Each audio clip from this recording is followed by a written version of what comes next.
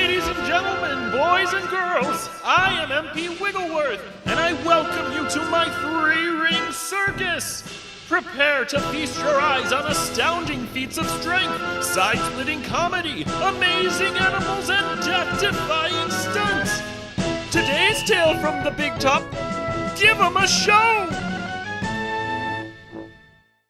It was the day before the circus was going to open. Everyone had run through their acts one last time, and they were all gathered in the center ring for one last meeting. George, the way you caught that bowling pin was perfect. The crowd's going to love it. Wow, Alfonso. Your death-defying act is sure to have everyone cheering. Penelope, you and Pierre were delightful. The kids will be enchanted. As they all stood talking, Kyle came running in. Kyle, welcome back! How did passing out the flyers go? Oh, Mr. Wiggleworth, it was just terrible. At this, the excited performers stopped talking. Terrible? What happened? I tried to hand out flyers in town, but nobody wanted one.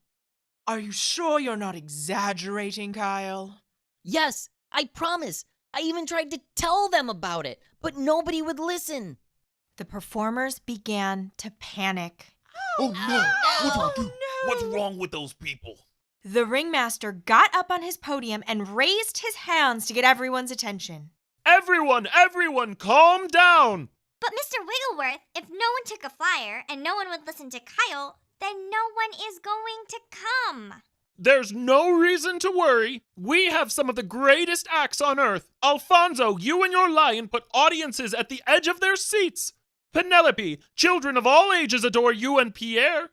Clowns, I never hear as much laughter as I do when you four get going. But what if we don't have an audience? Then we don't have a show. True, but sometimes it's not enough to tell people. You have to show them too. And I've got a plan. The next day, all the performers gathered on Main Street. All right, everybody, we've got one shot. Let's show them a little bit of what we got. With the sound of the ringmaster's whistle, the performers began a parade marching down the street. Penelope led the way with Pierre doing a handstand on the handlebars of her trike. The clowns juggled their bowling pins while riding their unicycles. The strong man carried Lena over his head while she held a sign advertising the circus. And Kyle walked behind the parade handing out flyers.